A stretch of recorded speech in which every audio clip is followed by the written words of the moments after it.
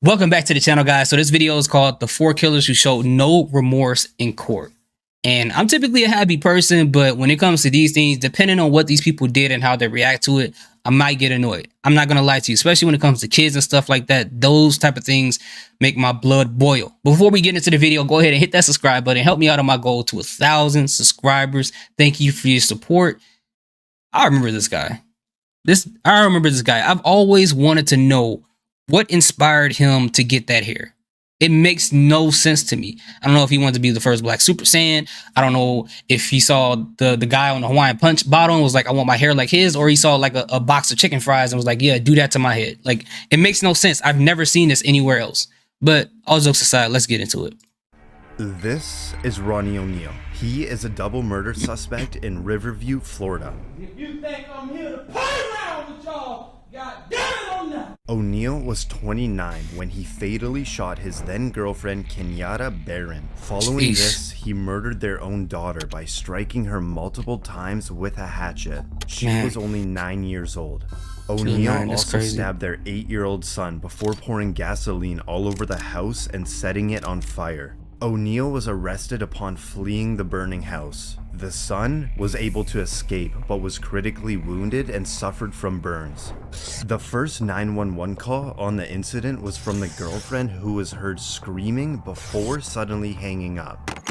8 minutes later, another call came in from ONeill. 911, what is your emergency? Hey, I just been attacked by some white demons. White demons? Kiki, her name is Kiki, and she tried to kill me. What's she at? Huh? After the arrest, ONeill was psychologically cleared to represent himself in court. Wait, hold on. You're telling me a guy who just got done killing his girlfriend, killed his 9-year-old daughter with a hatchet, tried to kill his son, then tried to burn the building down, and on the emergency call, he's telling you guys that he was attacked and almost killed by some white demons that was in someone named Kiki. But yet, he got psychologically cleared to represent himself? How? What type of test are they using for this guy?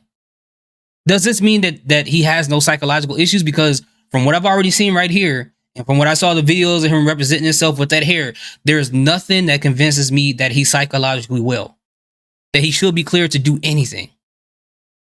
I don't know, what are the parameters and requirements to represent yourself psychologically? I don't know, but this doesn't make sense to me. During the trial, he cross-examined his now 11-year-old son, who he stabbed, to which the son explained everything that happened. It's good to see you, man. Oh my God, man. Did I hurt you that night? You stabbed him, bro. This incident? Yes. I did. And how did I hurt you? You stabbed me. How did I? You know what you did. You know what you did. And the fact that he can just come up casually and talk to his son, his own flesh and blood. First and foremost, me being a father, there's no way in my mind I can ever believe that I would ever have any thought that I would want to stab my own son. In any circumstance. In any circumstance. I don't understand how he's able to do that. Not only do that, but walk up and talk to his son so casually as if he didn't know what happened. That's so crazy to me. And yet this guy was psychologically cleared to represent himself. So I don't know if they were like, oh, we're going to clear him so we could just watch like the barn burn, like just watch him crash and burn in front of us. Or if this is the real like test that they use in the system in order to show if someone qualifies to represent themselves or not. Like, I'm confused about this. ONeill also accused the prosecution of fabricating evidence. Because he's playing a fraudulent damn recording of me beating Kenyatta Barron. I did kill Kenyatta Barron. After ONeill was found guilty. It doesn't, and I know I'm stopping this a lot. I get passionate about the stuff when it comes to kids and things that happen to women and stuff. But I understand that people don't want fraudulent, evidence brought up about them. But at this point, and I'm not conveying for people to bring up fraudulent evidence, but right now, this doesn't matter. That's a moot point, especially in this juncture. It's not about whether the evidence was fraudulent of what you said. The point is that you killed her. It's not about how you got there. It's about the fact that you got there. That's what you were in court for. And you killed your daughter. And you tried to stab your son. How did they clear this guy? guilty. At his sentencing, the judge went on to say this was the worst case she's ever seen. This is the worst case ever in my life, and I have seen some horrors. He also stated that he was not sorry for what he did. I am not sorry for something I didn't do, and I am not sorry for the things I did do. O'Neill was given a total of 3 life sentences plus 90 years without parole. And for O'Neill's son, he was adopted by the detective who cared for him the night of the murders. He got 3 life sentences, and in a single life sentence, gonna bring his girlfriend back. It's not gonna bring his daughter back, and isn't gonna save his son from having all kind of trauma in the future from experiencing what he experienced. And that's the sad part. That's the part that people don't get sometimes, is that once you go to jail for this stuff, the people who get affected, that don't go away. They get affected. Even the people that your friends and family with, they get affected by this too, because they lose somebody that they care about. It's crazy. This is Randall Moore. He is facing 3 life sentences for crimes against his former wife, Therese Ann Lynch. Lynch had left her husband and filed a protective order against him. This resulted in Moore kidnapping and killing his estranged wife. Officer Todd Rowland responded to the cries from the apartment, where he was then shot and wounded. Okay, 303 Adams been hit, officer down. Suspect's armed with 20 shells. Advises nobody come to the door, as he will shoot again. Shortly after, Moore had a phone call with a 911 dispatcher. Listen as he explains his motives. I didn't want to do any of this. Okay. But I'm telling you, all I wanted was my son. I just wanted to see my 7-month-old baby. That's all I cared about. Not long after, Moore surrendered, and for Officer Rowland, he underwent surgery for his hand. As the verdict is read out, Moore gives nothing but a slight nod. We, the jury, find the defendant guilty of murder in the first degree. We, the jury, find the defendant guilty of kidnapping in the first degree. Guilty of sexual abuse in the first degree. Wow. Guilty of attempt to commit murder. At Moore's sentencing, Lynch's mother gives a victim impact statement. What you did to my daughter, Therese Ann Marie Lynch, was evil, hateful, and despicable. You are now dead and rotting and repulsive to me. Read the journal she wrote. She hated you. Thank you, Judge. She hated you. You're a loser. Moore refused. Yo, you ever seen them videos where people, the dads who see the murder of their kid or whoever, and they go crazy and they jump over and go over there and beat them up? Like, if I was a judge, I would give the mom, give her open lane so she can do this, because this dude just does not get it. And the crazy part about this is, on top of all the other stuff, the fact that he did kill his girl, she did all the steps in order to protect herself because she's leaving him, and yet he still was able to get to her. That part is crazy. That part is extremely, extremely crazy. And on top of that, he's being charged with sexual abuse. Now, I always say, when it comes to, because I'm a father, when it comes to people keeping kids away from their dads, it triggers something in a dad. Not to this point. I've never attempted or wanted to do anything like this, but it triggers them, like, as far as their anger, if they really care and want to see the kids. Some dads use it as an excuse to do X, Y, and Z. I'm not here to decide or judge who these people are, but I don't know everybody. But there are people who do that. But in this case, that's still no excuse for him doing what he did. It makes no sense. He killed his girl, and not only that, what inspired the sexual abuse? Because you couldn't see your kid? That don't even make any sense. It's crazy, man. Refused to apologize for his actions, saying he had no remorse for what happened. And I'll tell you point blank, I have not 1 ounce of remorse for Therese Ann's death. It could have all been prevented. All you had to do is let me see my kid. Now you're never going to see her again. But now? Wow. I'm telling you, man. If I was a judge, tie him up in a chair somewhere. Let the mom of the person he murdered, let her put on some brass knuckles and have at it. Like, that is crazy, man. Comes the judge. If anybody didn't know what a piece of work you were before you start talking, they know it now. The court doesn't allow me to punish you any more than I'm doing now.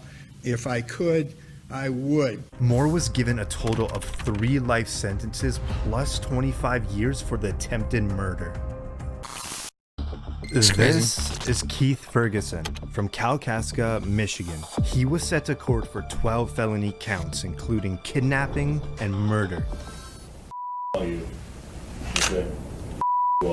Ferguson, who was 40 at the time, was engaged in a divorce argument with his wife, Tiffany Ferguson, when he began to suddenly beat her, followed by fatally shooting her in front of their 4 children. He then hauled the children over to Tiffany's parents' house, where he fatally shot his father-in-law. After fleeing the scene, Ferguson stormed a nearby house, taking the owner hostage, and barricaded himself inside the home. After a 7-hour standoff, Ferguson was arrested. The defendant has already murdered multiple people, and fled, and has taken hostages. During Ferguson's court appearance, his attitude and remorse towards the situation baffled everyone. All right, Mr. Preston, can I get you to stand up there at the podium, please? All right, I need to have you raise your right hand for me. Okay, all right. Just pull me back my Okay, stop. At his sentencing, Tiffany's best friend gives a victim impact statement, saying she always felt that Keith would hurt his wife. I knew one day he would kill her.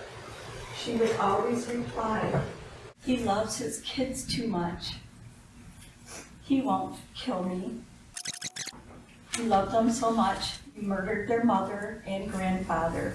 When asked about his children, Ferguson never desired to see or speak to them again. The judge responded by saying, "You may not meet the clinical definition of insanity, but there's clearly something fundamentally wrong." Exactly. Ferguson was given a life sentence without the possibility of parole. I see y'all in hell. Jeez, and the fact that, again, and I'm repeating this again, the trauma the kids have to go through. They watch them kill their mom, and then he brings them over to her parents' house and kill their grandfather in front of their face. That is crazy, man. And back to what I was saying before about the whole thing with the father and kid, like, if you guys are going through some situation, if you guys are watching and you have this whole situation going on between you and your wife, you and your girlfriend, your baby's mom, or whatever you want to call her, involving your kids, go through the proper channels. Don't do the stuff that they're doing here. That's not going to resolve it. It's not going to fix anything. It's going to make matters worse, and it's going to hurt your kids more than you think it's going to hurt them. It's extremely crazy that people go through these measures to do this. This is Michael Swanson, who was 17 when he went on a killing spree of 2 Iowa gas station attendees in the span of an hour. Where did you shoot? On the body? Yeah. And in the face? In the face? Okay. Why the face? I thought I was just gonna shoot to injure her. Why would I shoot her at all?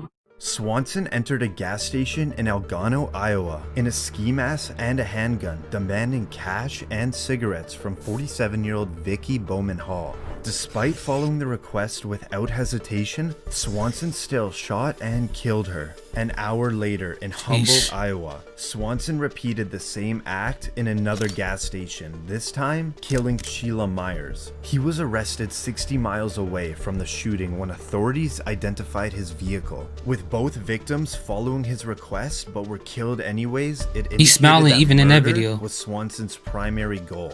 How did it feel when you pulled the trigger?